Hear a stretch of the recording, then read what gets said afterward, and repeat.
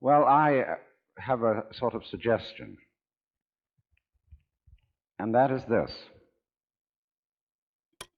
that before we decide either to save the planet or to destroy it, we pause for a moment of silence. I don't mean that kind of grim silence which one observes when somebody says, such and such a famous person has just died, and we'll observe a moment of silence in his honor, and everybody frowns and thinks very serious thoughts. That's not silence at all.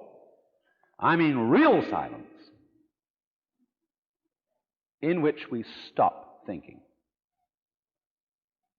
and experience reality as reality is.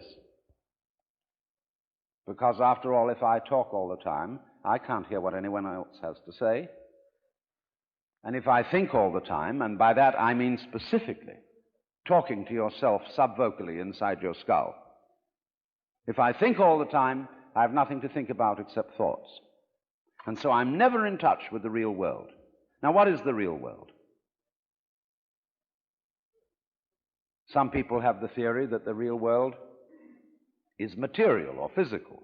I say it's made of kind of a stuff.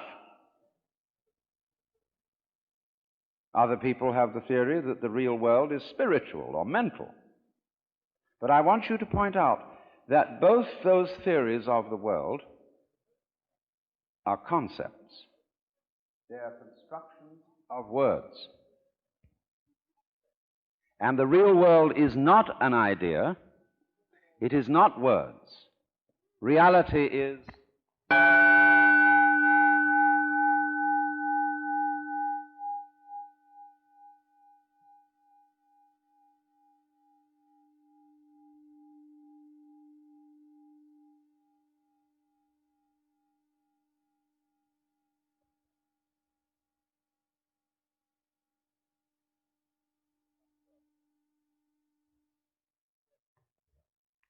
You will find, therefore, that if you get with reality, all sorts of illusions disappear.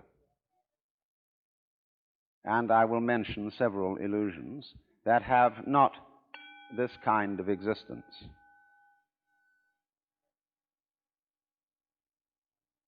Let's begin with some very down-to-earth ones, like money.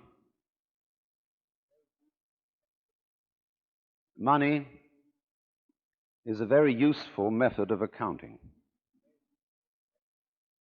It is a measure of wealth in the same way as inches are measures of length and grams measures of weight.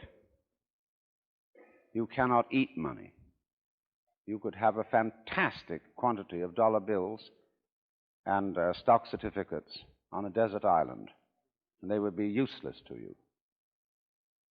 What you would need would be food and animals and companions. Money simply represents wealth in rather the same way that the menu represents the dinner. Only we are psychologically perverted in such a way that some of us would rather have money than real wealth. But you know, you cannot drive in 5 cars at once, even though they be Cadillacs. You cannot live simultaneously in 6 houses or eat 12 roasts of beef at one meal. There is a limit to what one can consume.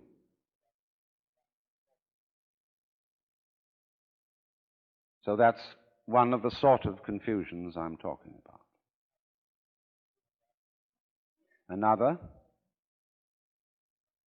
is that we confuse ourselves as living organisms with our idea of ourselves. That is to say, with a conception of myself which is called the personality or ego.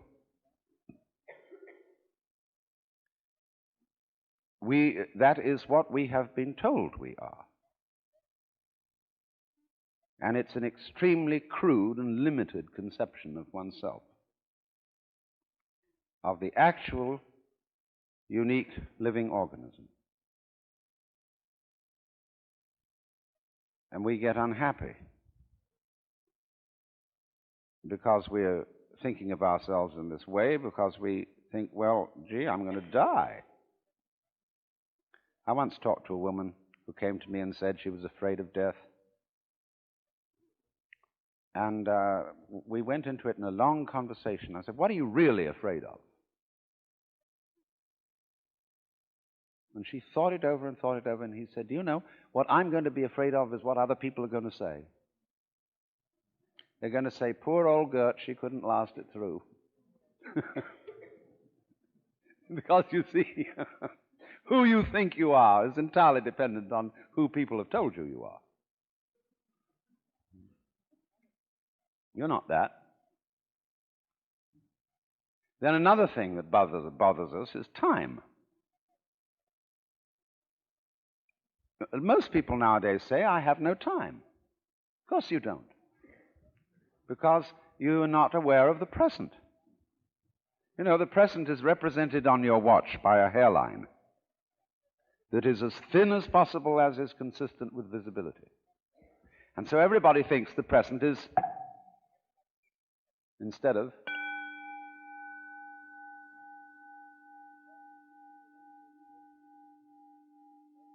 now. The present is the only real time. There is no past, and there isn't a future, and there never will be.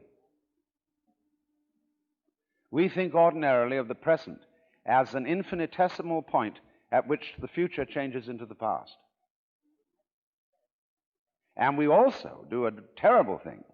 We imagine ourselves to be results of the past. But we've all got excuses. My mother had a fit while she was carrying me in the womb. They didn't bring me up right.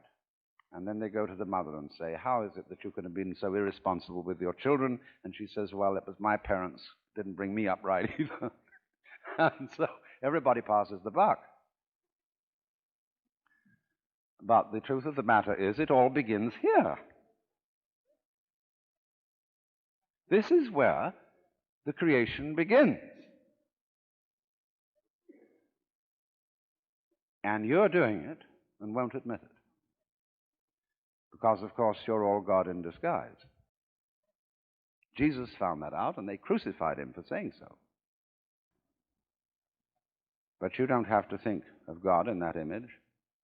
When modern Protestant theologians of the sort of liberal type are saying God is dead, they mean not that literally. They mean a certain image of God is dead.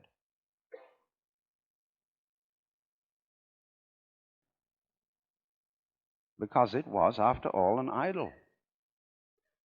But it doesn't mean that God is dead, that life is nothing more than a trip from the maternity ward to the crematorium.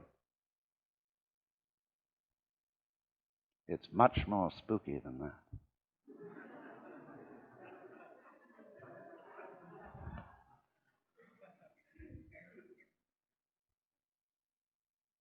Much more wonderful. I hope you got some value from this video, and if you did, the only thing that I ask is that you subscribe. Thanks, and I'll see you in the next one.